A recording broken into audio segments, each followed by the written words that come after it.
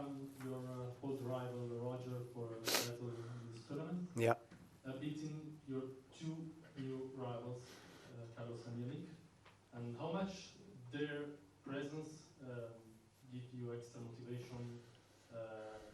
Like, okay, it's not your time yet to win big titles. I'm here, I'm still here, and I don't know.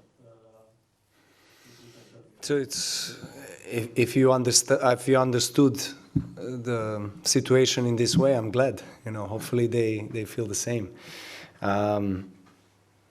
Yeah, I mean, I want them to feel that kind of pressure, and when they play me, I want them to feel that it's, you know,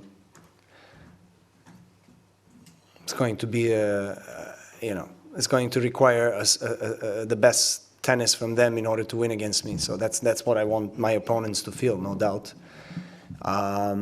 because that helps mentally coming into the match. And I think the more I win on the biggest stage, the more this kind of aura grows, and I'm glad for it.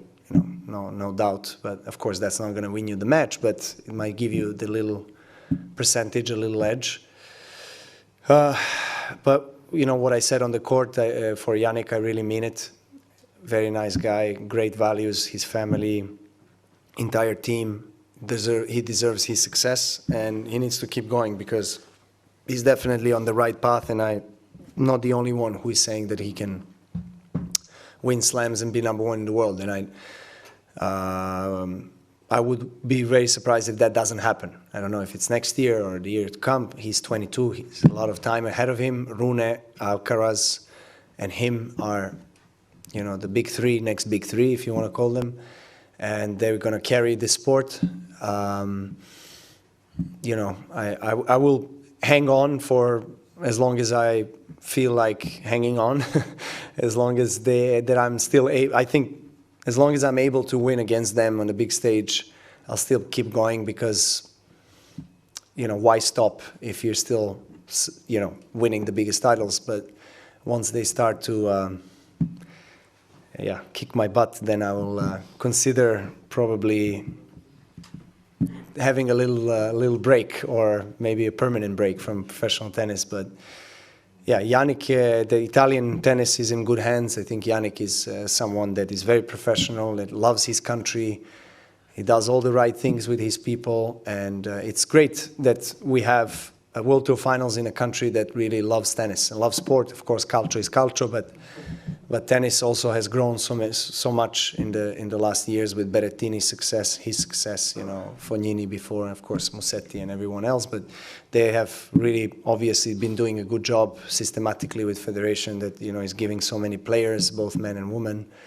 And, you know, of course, ideally for them would be an Italian winner and different result today. But I think what I said on the court, I really mean it. It was amazing to experience this much attention and support and popularity like we had in the last 10 days, all of us players.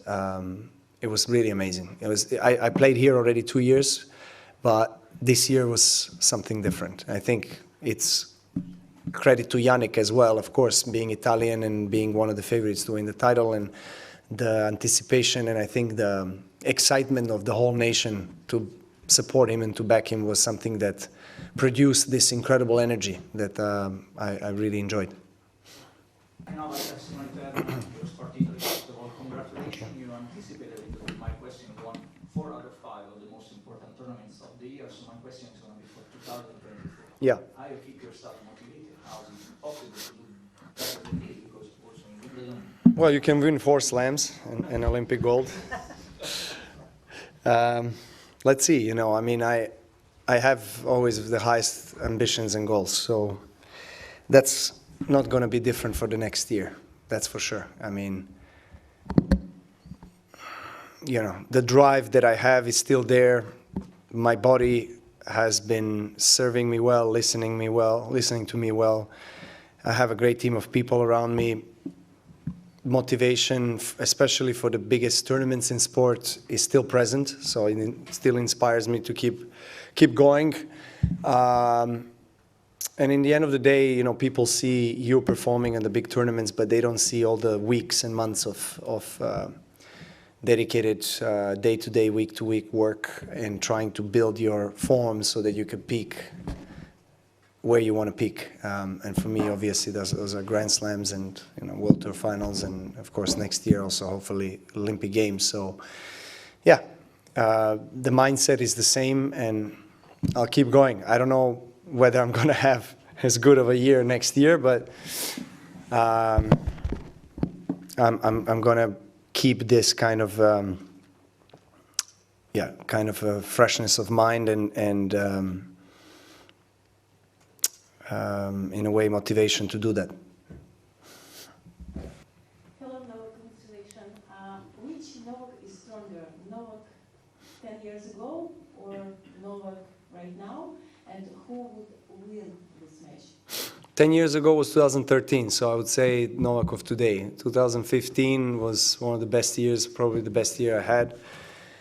With 19 finals in a row on all the tournaments and 3 out of 4 slams, and I had quite a great 18 months. 2015 and half of 2016. So, but again, the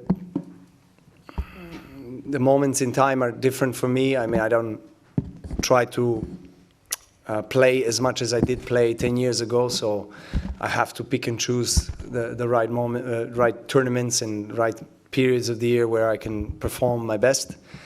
So it's tough to compare, but someone did ask me the same question not a while ago, and they said, the question was actually phrased like, who would win, in the matchup, and I said that it would be an easy job for a 36-year-old. Yeah. Joking, of course.